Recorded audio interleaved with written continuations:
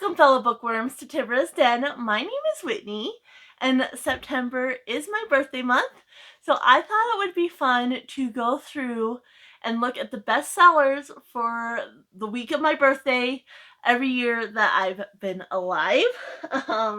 So yeah, I think this was kind of interesting to see kind of the trends, and so I used this is according to the New York Times bestseller list for each week.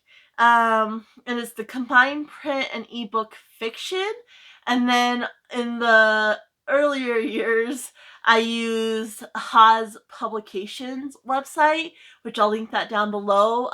They had like the old archives of the New York Times bestseller and made it really easy just to see what was going on in the earlier years. So I was born in 87. So we're going to do 87 through 2024. And obviously I'm not doing 2025 because we don't know what the bestseller is going to be that week yet. So yeah, I thought it would be fun and see which books I've heard of, which books I've read, and kind of go from there. So that's what we're going to be doing. The first book is called Presumed Innocent by Scott Turow, and I've never heard of this book, so I don't know this author, and so I don't know anything about this book, but that was the bestseller during the week I was born. So in 88, the bestseller was The Cardinal of the Kremlin by Tom Clancy, which I am familiar with Tom Clancy. I've never read anything by them, but you're going to be seeing a lot of Tom Clancy on this list. I think that's the author that has the most books on this list. So in 89, it was Clear and Present Danger by Tom Clancy. In 90, it was 4 Past Midnight by Stephen King. Obviously, I'm familiar with Stephen King. I have read a couple of Stephen King's books. I don't like Stephen King's books. Like, I don't like his writing style. The stories themselves are fine. Like, I like the adaptations and such, but his writing style is not for me. He is my sister's favorite author, though. And so yeah, 90, it was 4 Past Midnight. In 91, it was The Sum of All Fears, again by Tom Clancy. Like I said, a lot of Tom Clancy on here. In 92, this one was kind of surprising, is Where is Joe Merchant by Jimmy Buffett. So I know the singer, obviously, but yeah. I mean, I know he wrote A Salty Piece of Land. I actually have that book. I've never read it yet, but I do have that one. But I didn't know he wrote this one, and it was the bestseller in 92. So 93 was The Bridges of Madison County by Robert James Waller. I do own that book. I have not read it yet, though, but I do have it, and I'm definitely interested in reading it. So I might have to do that next year for my birthday because I already have my TBR picked out. So let's see here. In 94, it was Debt of Honor, again by Tom Clancy. In 95, this one kind of surprised me. It was L is for Lawless by Sue Grafton. I have read one Sue Grafton book. I forget which one, but I was not a fan of the writing. So I have no interest in reading any more by that author. In 96, we're back with Tom Clancy and its Executive Orders. In 97, it's Cold Mountain by Charles Fraser. I'm not entirely sure. I've never read it, but I am familiar with the movie, so I'm assuming the movie adaptation is based on this book. I know it's based on a book. I'm assuming it's this one. So I'm familiar with the movie, but I've never read the book, and I'm not familiar with this author at all. And 98, we're back with Tom Clancy with Rainbow Six. In 99, it was The Alibi by Sandra Brown. In 2000, Tom Clancy comes back with The Bear and the Dragon.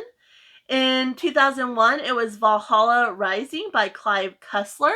Never read Clive Cussler. I've seen the author, around, like in thrift shops and such, but I've never read Clive Cussler. In 2002, it was The Lovely Bones by Alice Sebold. And this one, I had the book. I don't know that I read it. I did unhaul it, but I have seen the movie. I'm pretty sure I got the book because I saw the movie, but then I just had no interest in reading it. So I did unhaul that one. 2003 and 2004, we have The Da Vinci Code by Dan Brown. So it was the bestseller 2 years in a row, which is crazy. Another one I own, never have read it though, and I haven't seen the movie either. So In 2005, we have another Clive Cussler, and that's The Polar Shift, or just Polar Shift, and he wrote that with Paul Kemprekos. In 2006, we have Rise and Shine by Anna Quindlen.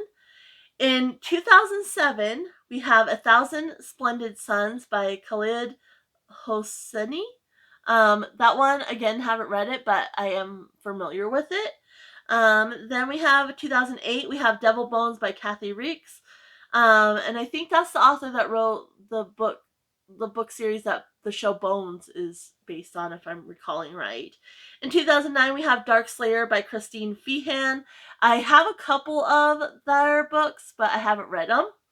In 2010, we had Freedom by Jonathan Franzen. Not familiar with that author or that book at all. In 2011, we had The Help by Catherine Stuckett. I've seen that movie, haven't read the book.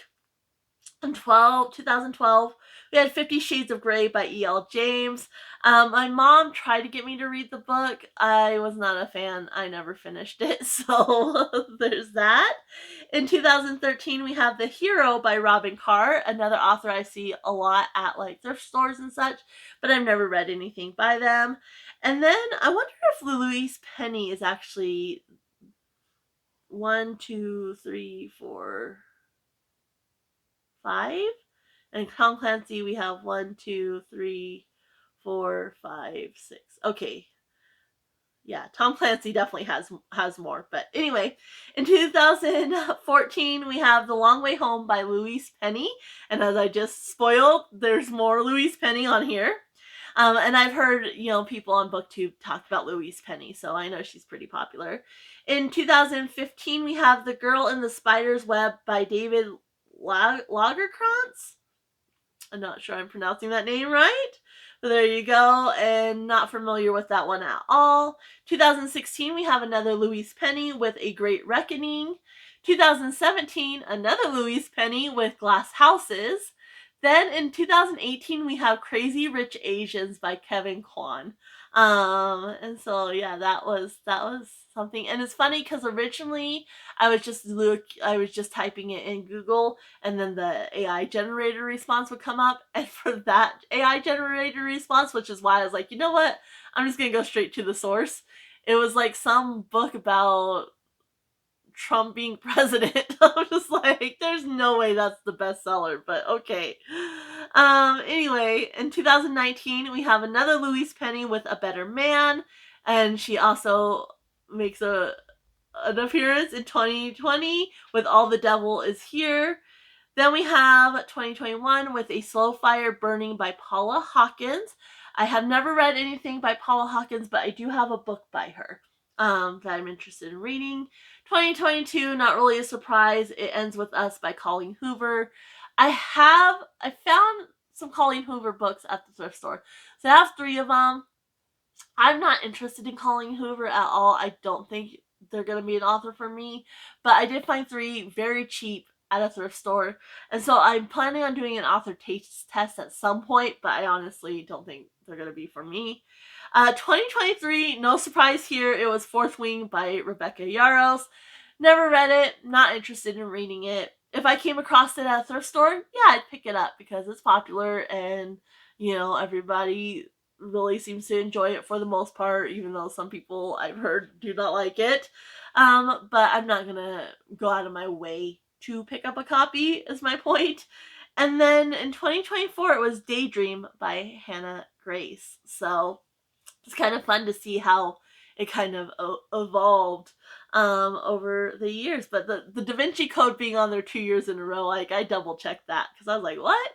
And so, yeah, those are the best sellers for every year I was born. Most of them are authors I'm familiar with or have read, but there are a couple in there that I'm at least familiar with. So, yeah, I thought that was kind of interesting to see.